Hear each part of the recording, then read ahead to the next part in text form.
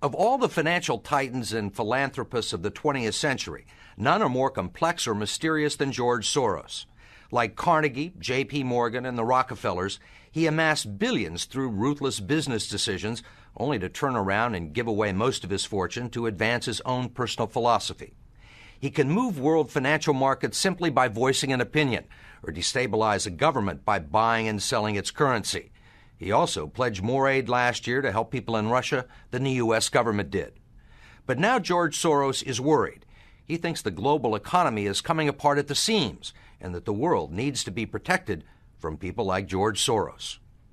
We may now think that everything is fine, but the fact is that the system is broke and it needs fixing. What you're doing is asking some form of regulation to protect the world against you. Well, I am a player, and I think all players should be regulated. There have to be rules of the game. Take 81,000 to buy. Buy 48,000. Buy him 69,000 YUM. Right now, his Quantum Group hedge fund moves $14 billion of rich investors' money around the world every day, looking for profits and answering to no one. Soros makes huge bets on whole countries and economies. Last year, when he saw cracks in the Asia boom, he began selling the currency in Thailand. Traders in Hong Kong followed suit, triggering a financial crisis that plunged much of Asia into a depression. In the last 2 years, you've been blamed for financial collapse of Thailand, Malaysia, Indonesia, Japan, and Russia. All of the above. All of the above. Yeah. Are you that powerful? No, I think there's a great misunderstanding. The Prime Minister of Malaysia said that the region spent 40 years trying to build up its economy, and along comes a moron like Soros with a lot of money, and it's all over. He called you a criminal. It's easier for him to blame an outside force than to admit that they were mismanaging their economy and their currency. The French finance minister talked about hanging speculators from lampposts. Soros says the Asian currencies would have collapsed even if he hadn't been in the market. They were overvalued. He says people tend to follow his lead because he's been so successful.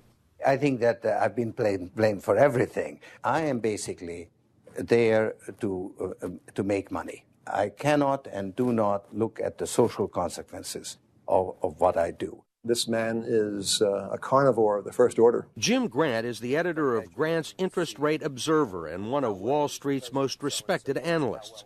He never tires of watching Soros, in part because of the huge bets he's willing to place on his hunches. He has always amazed the people he's worked with at his audacity and his willingness to back up his commitments with enormous sums of money.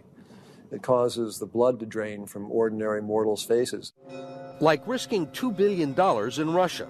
When the Russian market began falling apart in August, Soros was the country's single largest investor. He called the U.S. Treasury and asked Uncle Sam for $7 billion to prop up the ruble. When U.S. officials failed to intervene, Soros wrote a letter to the Financial Times of London saying he thought the Russian currency should be devalued by as much as 25%. A few words from Soros were enough to cause panic selling that fueled the crash.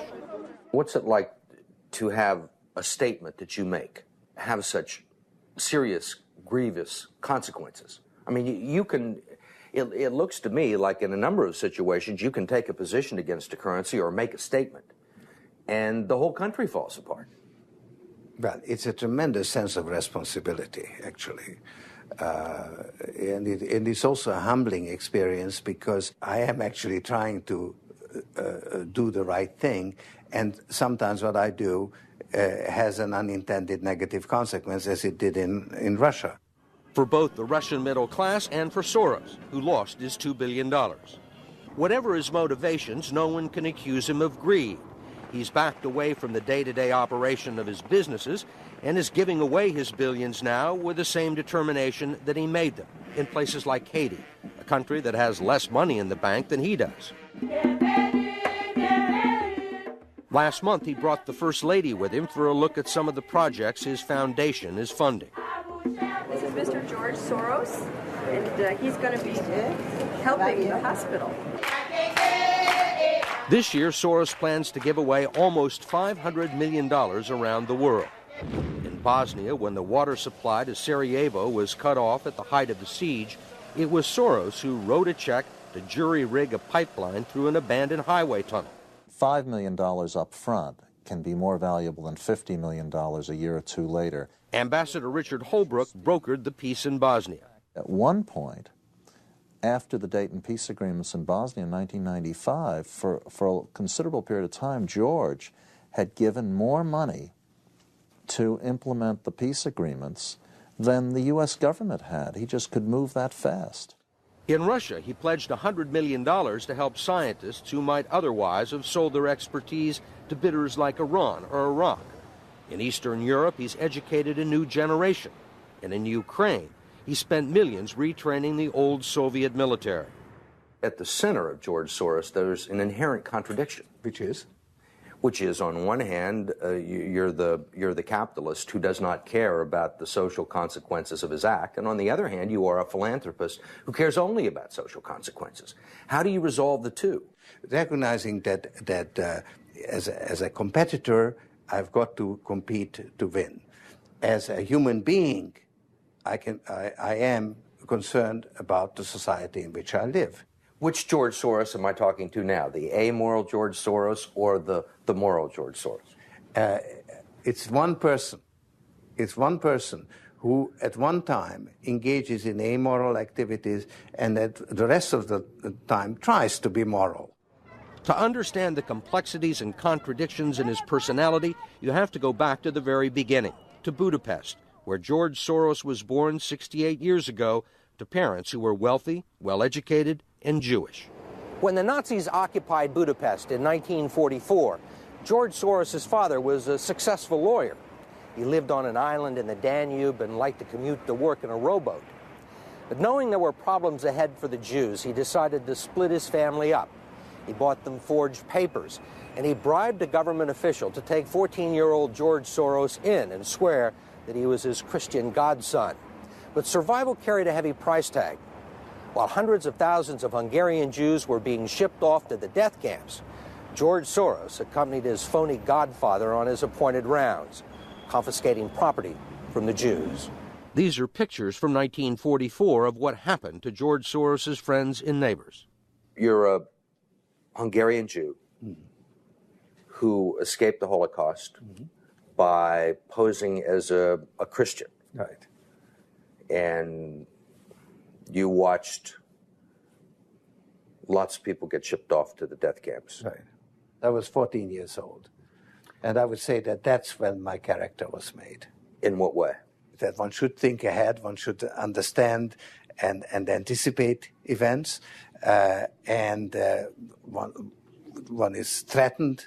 It was a tremendous threat of evil. I mean, it was a very personal experience of evil. My understanding is that you went out with this protector of yours who swore that you were his adopted godson. Yes.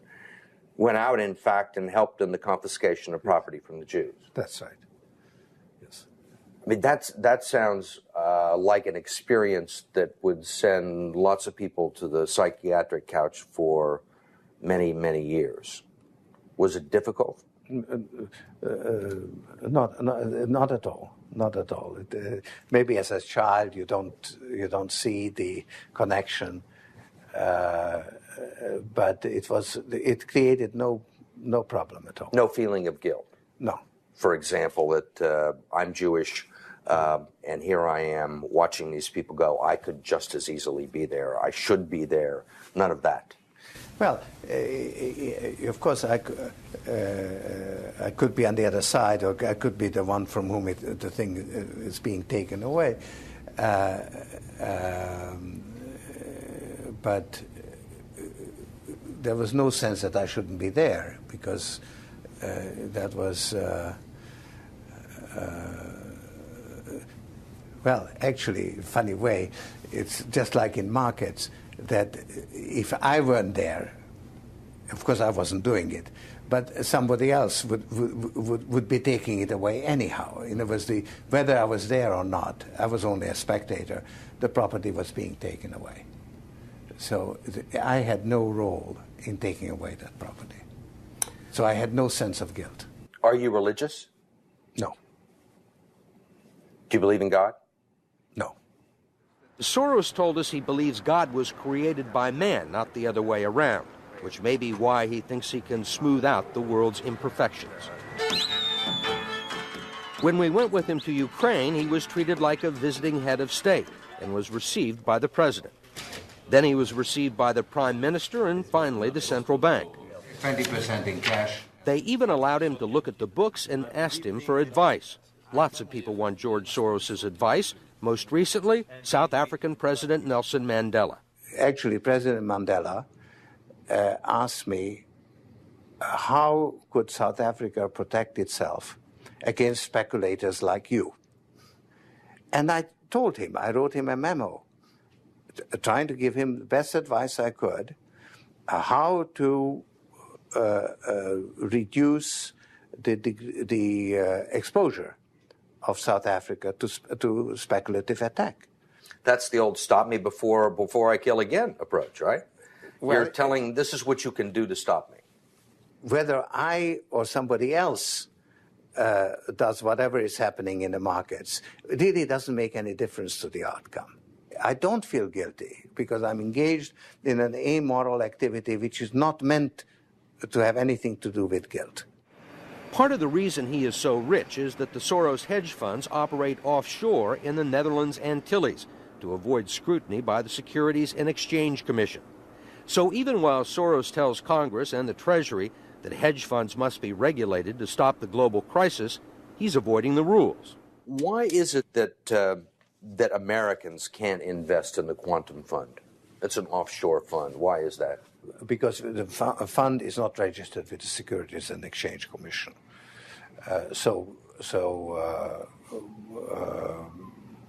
We are not licensed to do business in the United States. That's right. Because? Because we are not registered with the Securities and Exchange Commission.